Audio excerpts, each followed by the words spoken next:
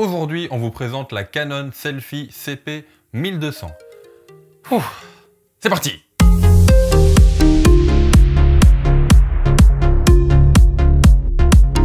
Bonjour à tous, je suis Pierre et vous êtes bien dans un nouvel épisode des éleveurs de pixels. Aujourd'hui, et comme chaque vendredi, on va parler un petit peu matériel. Et dans cette vidéo, je vais vous présenter une imprimante photo qu'on a achetée il n'y a pas si longtemps que ça. Quand je dis on, je suis pas encore schizophrène, hein, c'est Scott et moi. Donc dans cette vidéo, je vais vous présenter vite fait l'ergonomie de l'imprimante, ainsi que ses points positifs et ses points plus négatifs. On commence tout de suite par l'ergonomie de l'imprimante. Comme vous pouvez le voir tout de suite, c'est tout petit. Franchement, tout petit. Il y a juste ce bac-là à mettre en plus, à venir mettre ici dedans. Voilà, ça c'est l'imprimante. C'est tout.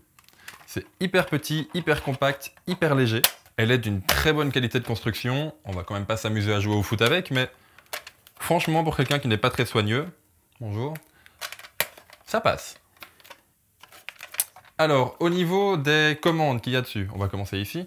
On a une prise micro USB. Je ne sais plus si c'est micro ou mini. Vous me corrigerez si je me trompe, mais je pense que c'est micro USB. Une prise USB. De l'autre côté, on a l'emplacement pour mettre la cartouche.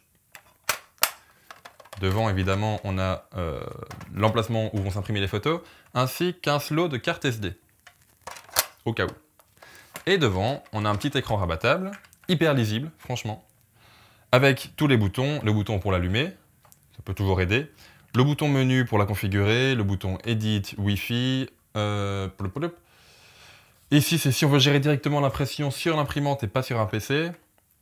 Pareil, on a le zoom plus, le zoom moins, le retour en arrière, et ce qui peut toujours aider, le bouton imprimer.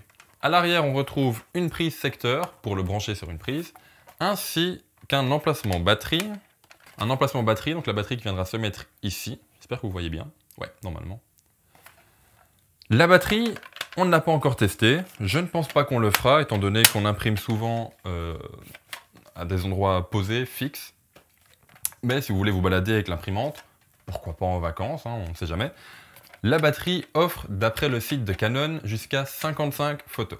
Au niveau de l'imprimante en elle-même, elle est hyper connectée. Là, je déborde un peu sur les points positifs, les points négatifs, mais vous voyez ici, donc, on peut la connecter en Wi-Fi avec son téléphone, sa tablette, avec certains appareils Canon.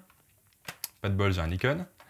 Je sais qu'avec la technologie AirDrop de chez Apple, on peut aussi la connecter. Je viens de voir ça sur le site Canon. Étant donné que je n'ai pas de Mac, voilà, ça s'arrête là. Elle est franchement hyper connectée. C'est ça qui est juste génial avec cette imprimante, c'est qu'on peut prendre une photo de son téléphone, l'imprimer, prendre une photo de sa tablette, on peut l'imprimer, prendre une photo de son boîtier, on peut l'imprimer quasiment directement. Franchement, c'est un petit investissement, elle est à 150 €, un petit peu moins de 150, mais franchement, c'est juste tout faire avec. Le seul point négatif, comme vous avez vu le bac, c'est qu'elle est limitée au papier 10-15. Elle ne sait pas aller plus haut. Elle peut faire des photos plus basses, des photos type carte d'identité, des photos 4 x 6 cm, mais elle ne sait pas aller plus haut que le 10-15. Au niveau des points positifs, donc elle est hyper connectée, elle est compacte, elle n'est pas trop chère, moins de 150 € pour l'imprimante et le bac, ainsi que tous les câbles pour les connecter. Ce qui est papier photo et cartouche, on doit l'acheter à part. C'est aussi quelque chose que j'ai beaucoup aimé avec cette imprimante. Le papier et les cartouches sont dans un pack qui paraît peut-être un peu cher, il a 35 € je pense. Le premier que j'ai acheté sur Amazon, oui, c'était 35 €. Ça paraît peut-être un peu cher, mais dedans on a 3 cartouches et 6 rames de feuilles. Ça veut dire qu'avec 35 €, on sait faire 110 photos. Du coup, ça fait pas si cher que ça. Un autre point positif, c'est qu'elle est assez simple d'utilisation. Une fois qu'on a le logiciel, et pour trouver le logiciel, ça c'est dans les points négatifs, mais une fois qu'on a trouvé le logiciel, il suffit juste clic droit, imprimer, et c'est tout. Au niveau des points négatifs maintenant, comme je viens d'en parler, j'ai galéré à trouver le logiciel d'installation. Il n'était pas dans la boîte, il n'y avait pas de CD, et alors sur le site de Canon France, si je dis pas de bêtises, j'ai dû les chercher sur un site chinois.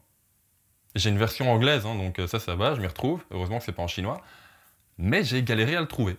Donc soit c'est moi qui suis une bille en informatique, ce qui est possible, soit le logiciel est vachement compliqué à trouver. Deuxième point, plutôt négatif, elle fait un bruit monstre. Franchement, quand on imprime une photo, je pense que toute la rue le sait. Et pour moi, troisième point un peu négatif, mais ce qui est normal étant donné du prix, elle est hyper lente. Pour imprimer une photo, vous devez compter entre 40 et 50 secondes. C'est assez lent quand même. Après, tout dépend de votre utilisation. Si c'est pour des photos personnelles, vous avez bien le temps d'attendre chez vous. On l'a utilisé sur un contraste côté moi, et il faut bien avouer que dès qu'on a une file de 3 ou 4 personnes, ça devient un peu long. Au niveau de l'impression, c'est assez simple. Le papier passe une fois pour le rouge, une fois pour le jaune, une fois pour le bleu, une fois pour les nuances de gris, et puis c'est bon. D'où le fait que ça prenne entre 40 et 50 secondes. Mais franchement, c'est un investissement que je ne regrette pas du tout. On a tellement l'habitude de voir ces photos sur un écran qu'on les redécouvre vraiment une fois qu'ils sont imprimés. Donc si vous cherchez une petite imprimante compacte, pas trop chère, la Canon Selphy CP1200, ils font toujours des noms à rallonge. Bref, c'est vraiment une superbe imprimante. Bref, si vous avez aimé cet épisode, comme d'habitude, n'hésitez pas à lâcher un pouce bleu, un partage, un commentaire, à vous abonner. Bref, tout ce que vous voulez. On est aussi sur Facebook, Twitter, Instagram. Ils seront pas dans l'ordre, mais ils seront là. Quant à nous, on se retrouve bientôt pour une prochaine vidéo. C'était Pierre pour les éleveurs de pixels. Ciao!